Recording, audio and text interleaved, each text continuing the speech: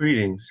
This is Scott Eustace, Community Science Director for Healthy Golf, on a little minute on how we can respond looking at remote sensing to events like the Chalmette explosion last night. Forgive me, the Valero plant explosion, technically in Moreau, right?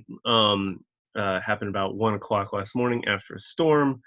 You know, these big chemistry sets have big pressure changes. They're supposed to have emergency generators running.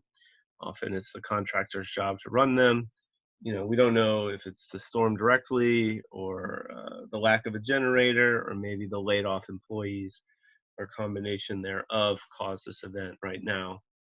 It's only 12 hours later and it hasn't been released, but you know, we can try to find it on the flaring map, you know, from the news reports. We don't know what time this picture was, but it appears to be from the west side of the refinery based on Google Earth. And looking at the stacks, it could have been one of the boilers that we're looking at that's on fire. Or maybe not, you know. I'm not a total plant expert, but just from reading the permits, try to source the sources. As far as skytruth alerts, we've had nothing since last year, where Valero dumped some oil into the Mississippi River by accident. But we're very concerned about the lack of requirements on reporting in this since March 13th, 2020, in this COVID-19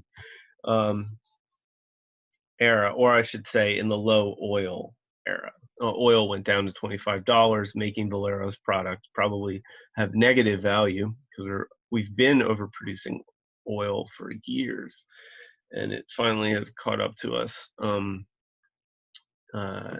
And with everybody changing their behavior, just, you know, the city of Los Angeles going to telework alone probably destroys a ton of oil demand, and has huge negative consequences for what is a very volatile industry, right? So the layoffs started on March 13th, and that's when the requests for deregulation started as well. And we, at a time when these essential workers are needed to keep us safe, they're being laid off. And so we highly anticipate that there's going to be an NRC report coming out in the next couple of days, probably today because it's Friday, blaming a power outage.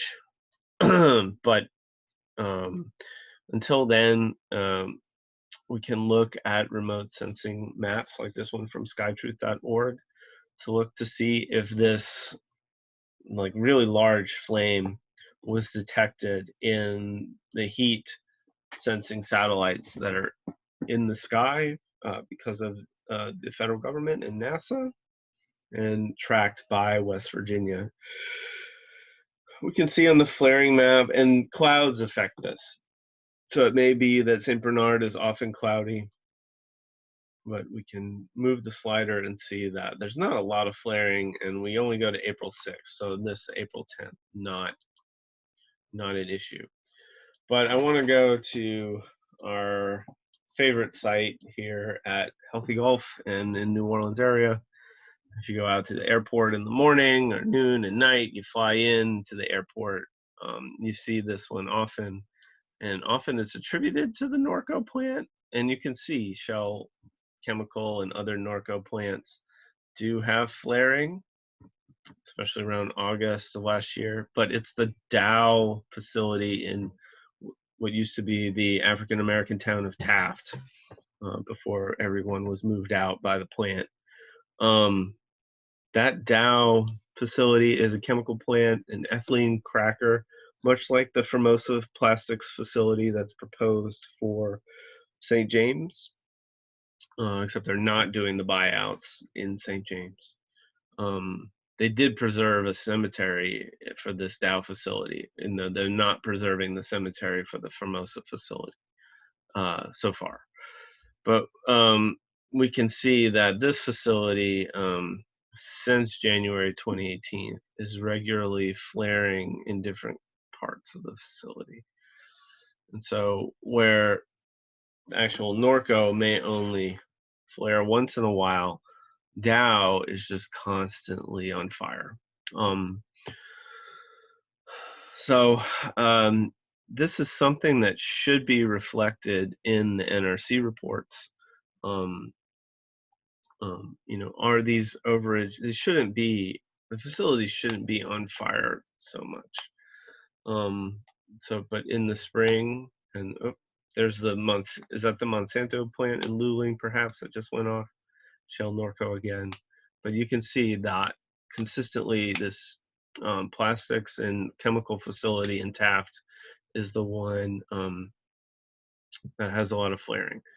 We're additionally concerned about this plant because it emits a large amount of ethylene oxide, and I'm pretty sure, yeah, it's one of the 25 priority facilities ranked by EPA to increase cancer risk to the surrounding area, and it's often having these process upsets. Um, uh, so if you see flaring, if you're driving by on I-10, it is likely this facility.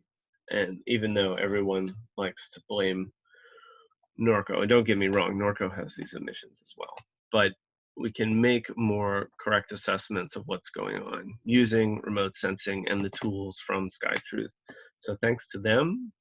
And with that, I'll shut it down for now. This is Scott from Healthy Golf, healthygolf.org, with just a little bit on how we do desktop monitoring of process upsets and flaring events that affect our lungs, affect our ability to survive from the latest viral outbreak. Um, uh, and as we learn more about these facilities, it's only going to be better for our lung health and our ability to thrive in the Gulf Coast. So, adios until next time. Healthygolf.org. And this kind of work is not funded. It's funded by you. So if you want to pitch in at healthygolf.org/donate, you can do it via your credit card and other options. All right. Talk to you soon. Peace.